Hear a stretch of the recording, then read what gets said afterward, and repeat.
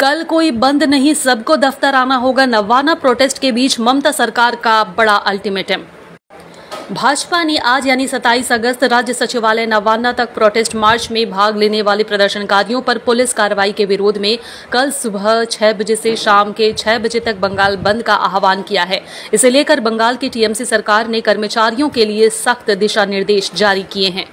मुख्यमंत्री ममता बनर्जी के मुख्य सलाहकार अल्पन बंदोपाध्याय ने कहा है कि सरकार बुधवार को किसी भी बंद की अनुमति नहीं देगी। हम लोगों से इसमें भाग नहीं लेने का आग्रह करते हैं। यह सुनिश्चित करने के लिए सभी कदम उठाए जाएंगे कि सामान्य जनजीवन रहे, किसी भी तरह के लोगों को तकलीफ ना हो। इसके बाद राज्य सरकार ने एक अधिसूचना जारी करके अपने सभी कर्मचारियों से बंगाल बंद में शामिल नहीं होने की अपील की है। इस बीच पश्चिम बंगाल जूनियर डॉक्टर फोरम ने महिला ट्रेनी डॉक्टर के लिए न्याय की मांग करते हुए 28 अगस्त को कोलकाता में एक बड़ी रैली की घोषणा की है। राज्य सचिवालय नवान्न से जारी अधिसूचना में कहा गया है कि यह निर्णय लिया गया है कि 28 अगस्त को पहली या दूसरी पाली में किसी कर्मचारी को कोई अचानक या अवकाश नहीं दिया जाएगा, न ही पूरे दिन के लिए किसी भी तरह की छुट्टी स्वीकार की जाएगी। जो कर्मचारी 27 अगस्त 2024 को छुट्टी पर थे, उन्हें 28 अगस्त को ड्यूटी पर रिपोर्ट करना ही होगा।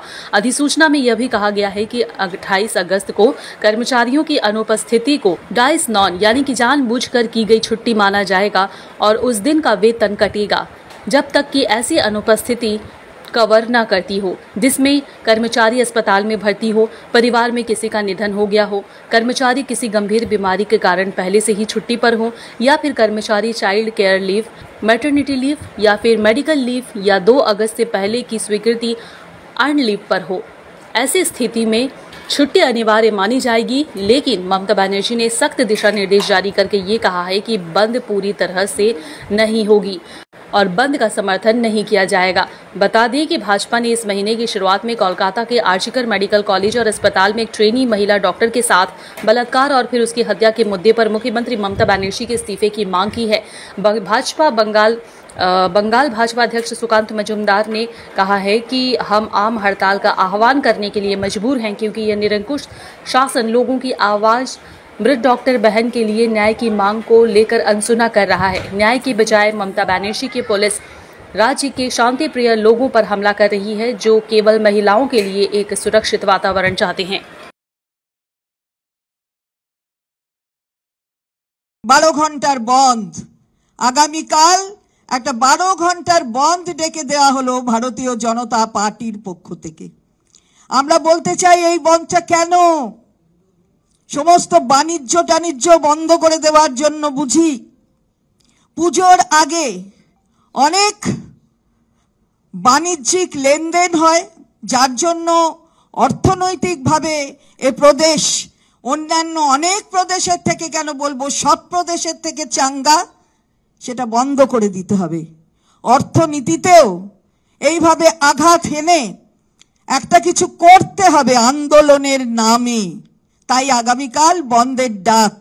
আর আমরা বলতে চাই যে কিসের জন্য এই বন্ধের ডাক, এটা সবাই বুঝতে পারছেন, সাধারণ মানুষ বুঝতে পেরেছেন।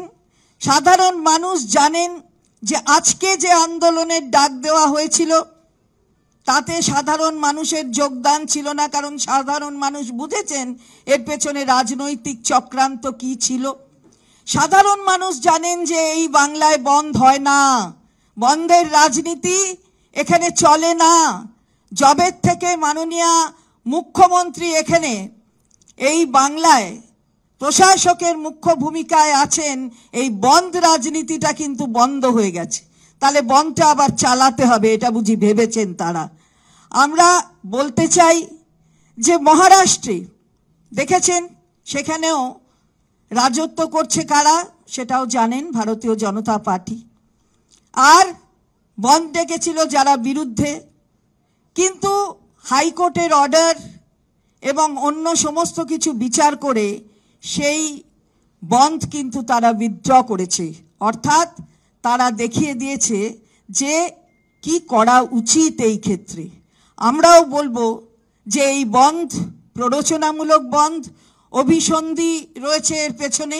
বাংলার মানুষ বুঝছেন এবং বাংলার মানুষ এই বন্ধকে সমর্থন করবেন না, এই বন্ধকে কখনোই সফল হতে দেবেন না। বন্ধ এখানে হচ্ছে না, হবে না। এবং এখানে যদি কিছু করতে হয় যান না, সিবিআই এর জায়গায় যান, সিজিও কমপ্লেক্সে যান, যেখানে সিবিআই এর হাতে সমস্ত কিছু রয়েছে, সেখানে সিবিআই এর কাছে না গিয়ে আপনারা কি জন্যে এই ধরনের বন্ধ এবং অন্যান্য প্ররোচনামূলক রাজনীতি করবার চেষ্টা করছেন, সেটা বাংলার মানুষ কিন্তু বুঝেছেন বলেই আজকে চিত্রটা কি সেটা সবাই দেখেছে। খালি বাংলা না, সারা পৃথিবী দেখেছে যে কি ধরনের আন্দোলনের নামে কি করতে চেয়েছিলেন, আর বাংলার মানুষ তাতে সাড়া দেননি। ফলে আমরা বলতে চাই, এবারে একটু ভালোভাবে ভাবুন, রাজনীতি করে বাংলাকে অশান্ত করা যাবে না। আপনারা প্ররোচনা দিলেই বাংলার মানুষ তাতে পা দেবেন না। আর আমরা রেল কর্তৃপক্ষকে, আমরা তাদেরকেও বলছি যে কালকে কিন্তু রেল বন্ধ করবেন না। কালকে আমাদের একটি কর্মসূচি